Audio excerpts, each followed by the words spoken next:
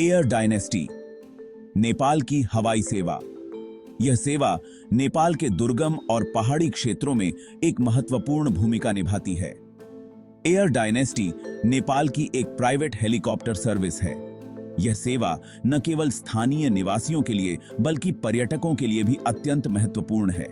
यह 1993 से काम कर रही है।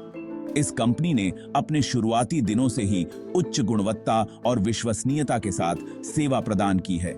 यह सर्विस टूरिज्म, रेस्क्यू और मेडिकल इवैक्यूएशन के लिए जानी जाती है। नेपाल के कठिन और दुर्गम क्षेत्रों में यह सेवा जीवन रक्षक साबित होती है।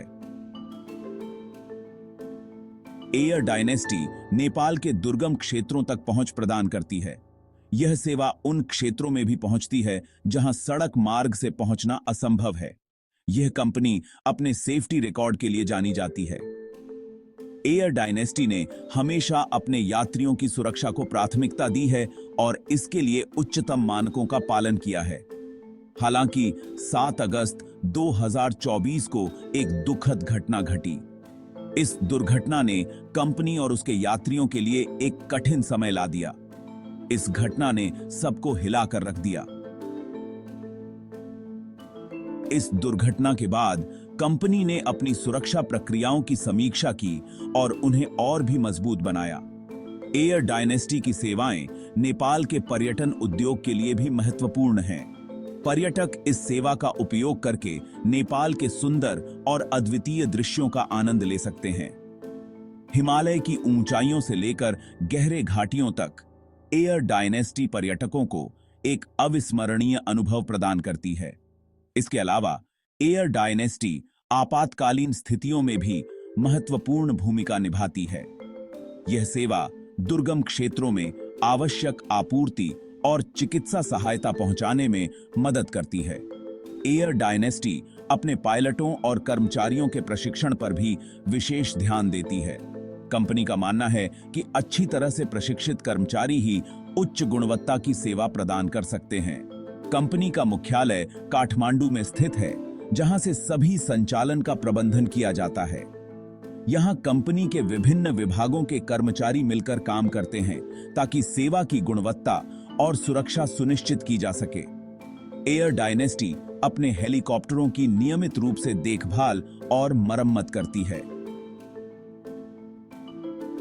कंपनी के इंजीनियर और तकनीशियन यह सुनिश्चित करते हैं कि हर हेलीकॉप्टर उड़ान के लिए पूरी तरह से सुरक्षित हो। एयर डायनेस्टी स्थानीय समुदायों के साथ भी जुड़ी हुई है। कंपनी विभिन्न सामाजिक पहल और कार्यक्रमों के माध्यम से स्थानीय लोगों की मदद करती है और उनके विकास में योगदान देती है। भविष्य में एयर डायनेस्टी अपनी सेवाओं का विस्तार करने की योजना बना रही है। कंपनी नए हेलीकॉप्टर मॉडल्स को शामिल करने और अपनी सेवाओं को और भी बेहतर बनाने के लिए निरंतर प्रयासरत है। एयर डायनेस्टी की यह यात्रा निरंतर जारी है। यह सेवा नेपाल के लोगों और पर्यटकों के लिए एक महत्वपूर्ण संसाधन बनी रहेगी। एयर डायनेस्टी के साथ आसमान की कोई सीमा नहीं है। 7 अगस्त 2024 काला दिन। यह दिन इतिहास में एक दुखद घटना के रूप में दर्ज हो गया। 7 अगस्त 2024 को एयर डायनेस्टी का एक हेलीकॉप्टर क्रैश हो गया। यह हादसा नेपाल के सोलुखुंबु जिले में हुआ, जो अपने कठिन और पहाड़ी इलाकों के लिए जाना जाता है। यह घटना नेपाल के सोलुखुंबु जिले में हुई। सोलुखुंबु जिला, जो माउंट एवरेस्ट के पास स्थित है, अपने कठिन और चुनौतीपूर्ण भूगोल के लिए प्रसिद्ध है।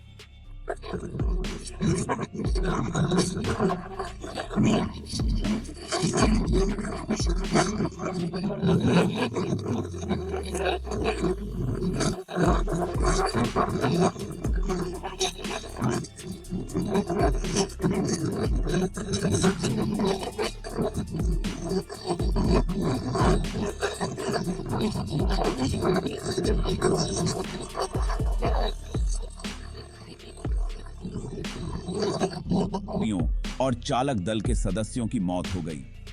इस घटना ने पूरे देश को शोक में डाल दिया और हवाई यात्रा की सुरक्षा पर गंभीर सवाल खड़े कर दिए।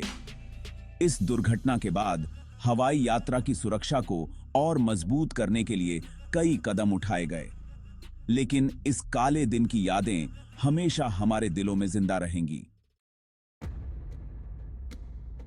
दुर्घटना का विवरण, समय और स्थान। दुर्घटना सुबह करीब 11 बजे हुई। हेलीकॉप्टर लामजुरा दर्रे के पास क्रैश हो गया। यह क्षेत्र अपनी ऊंचाई और कठिन भौगोलिक परिस्थितियों के लिए जाना जाता है। दुर्घटना के तुरंत बाद स्थानीय लोगों ने अधिकारियों को सूचित किया।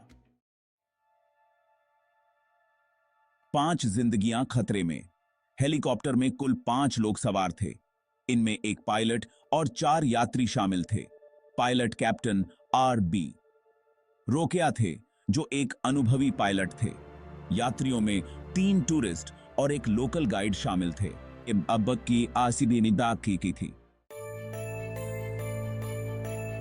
दुर्घटना की सूचना मिलते ही बचाव अभियान शुरू किया गया। नेपाली सेना, पुलिस और स्थानीय लोग बचाव कार्य में जुट गए। दुर्गम इलाके और खराब मौसम के कारण बचाव अभियान में बाधा आई। घटना स्थल पर पहुंचने के लिए बचाव दल को कई घंटे लग गए हैं। दुर्घटना के संभावित कारणों की जांच की जा रही है। प्रारंभिक रिपोर्टों में खराब मौसम और टेक्निकल खराबी को संभावित कारण बताया गया है। हालांकि अभी तक कोई आधिकारिक पुष्टि नहीं हुई है। जांच पूरी होने के बाद ही दुर्घटना के सही कारणों का पता चल पाएगा। दुर्घटना ने पीड़ित परिवारों को गहरे सदमे में डाल दिया है। परिवार वाले अपने प्रियजनों के खोने के गम में डूबे हैं। सरकार ने पीड़ित परिवारों को हर संभव मदद का आश्वासन दिया है। नेपाल सरकार ने दुर्घटना की जांच के लिए एक समिति गठित की है। समिति दुर्घटना के कारणों की जांच करेगी और भविष्य में ऐसी घटनाओं को रोकने के लिए सिफारिशें करेगी। जांच रिपोर्ट आने में कुछ समय लग सकता है। यह दुर्घटना नेपाल में हवाई सुरक्षा के मुद्दों को एक बार फिर उजागर करती है। नेपाल में हवाई दुर्घटनाएं कोई नई बात नहीं है, लेकिन हर बार जब ऐसी घटनाएं होती हैं, तो यह हमें सोचने पर मजबूर कर देती हैं कि हम अपनी सुरक्षा में कहां कमी कर रहे हैं। देश में ऊंची पहाड़ियां, कठिन भौगोलिक परिस्थितियां और अप्रत्याशित मौसम है। इन सभी कारकों के कारण हवाई यात्रा और भी चुनौतीपूर्ण हो जाती है। नेपाल की भौगोलिक स्थिति और मौसम की अनिश्चितता ने हमेशा से ही हवाई यात्रा को जोखिम भरा बना दिया है। ऐसे में हवाई सुरक्षा सुनिश्चित करना एक बड़ी चुनौती है।